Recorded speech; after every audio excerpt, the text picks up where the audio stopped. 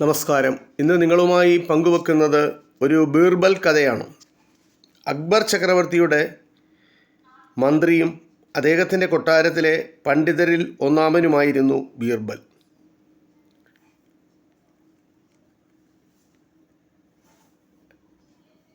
ബീർബൽ ത്രിവിക്രംപൂർ എന്ന ഗ്രാമത്തിലെ ഒരു സാധു ബ്രാഹ്മണ കുടുംബത്തിൽ ജനിച്ച മഹേഷ് ദാസ് ആണ്. ആകസ്മികമായി അക്ബർ മഹാരാജാവിനെ കണ്ടുമുട്ടുകയും ആ ബുദ്ധികൂർമ്മതയിൽ സംതൃപ്തനായ രാജാവ് അദ്ദേഹത്തെ തൻ്റെ സദസ്യനാക്കുകയും ചെയ്തു. ബീർബൽ എന്ന പേരിലാണ് മഹേഷ് ദാസ് പ്രശസ്തനായത്. നല്ല ഭരണാധികാരി, മികച്ച പടയാളി, പഴുതൊറ്റ ന്യായാധിപൻ, സഹൃദയനായ കവി എന്നീ നിലകളിലെല്ലാം പ്രശസ്തനായ ബീർബൽ അക്ബറുടെ സദസ്സിലെ നവരത്നങ്ങളിൽ ഒരാളാണ്.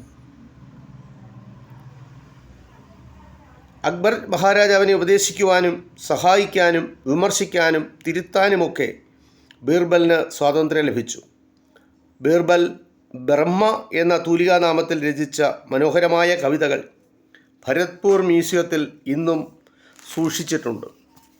ബീർബലിൻ്റെ രസകരമായ ഒരു കഥയാണ് ഇന്നിപ്പോൾ നിങ്ങളുമായി പങ്കുവെക്കുന്നത്. ബീർബലിനെ പരീക്ഷിക്കുന്നതിനായി ഒരു ദിവസം അക്ബർ ചക്രവർത്തി പറഞ്ഞു, ബീർബൽ, എനിക്ക് തീരെ ഉന്മേഷം തോന്നുന്നില്ല. പരദേശത്തു നിന്നും വന്ന ഒരു വൈദ്യൻ എന്നെ പരിശോധിച്ച ശേഷം ഈ അസുഖത്തിന് ഏക പരിഹാരമായി നിർദ്ദേശിച്ചത് കാളപ്പാൽ കുടിക്കാനാണ്. താങ്കൾ എങ്ങനെയെങ്കിലും ഒരു പാത്രം നിറയെ കാളപ്പാൽ കൊണ്ടുതരണം. രാജാവിൻ്റെ ആവശ്യം കേട്ട് ബീർബൽ അമ്പരന്നു. ബീർബൽ അമ്പരന്നെങ്കിലും താനത് പ്രകടമാക്കാതെ പറഞ്ഞു, ശരി മഹാരാജാവേ, 2-3 നാളുകൾക്കകം ഞാൻ കാളപ്പാലുമായി വരുന്നതാണ്.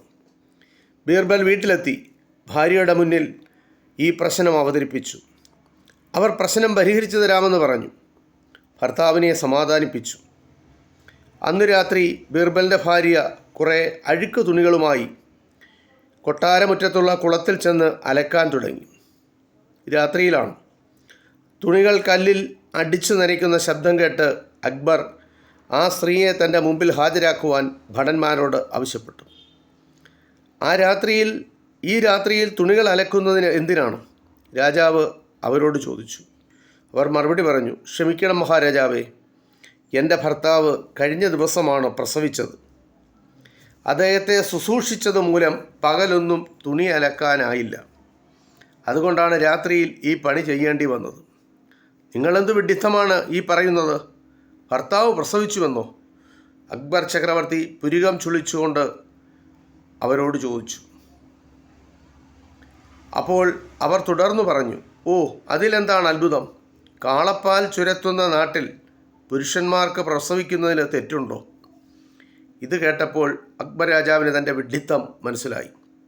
ബുദ്ധിമാനായ ബീർബലിൻ്റെ ഭാര്യയും ബുദ്ധിമതിയാണെന്ന് അറിഞ്ഞപ്പോൾ രാജാവിന് വലിയ സന്തോഷമായി. രാജാവ് അവർക്ക് നിരവധി സമ്മാനങ്ങൾ നൽകി. ഇത് ബീർബലുമായി ബന്ധപ്പെട്ട ഒരു കഥയാണ്. ഈ കഥ ഇത്രമാത്രം. നന്ദി, നമസ്കാരം.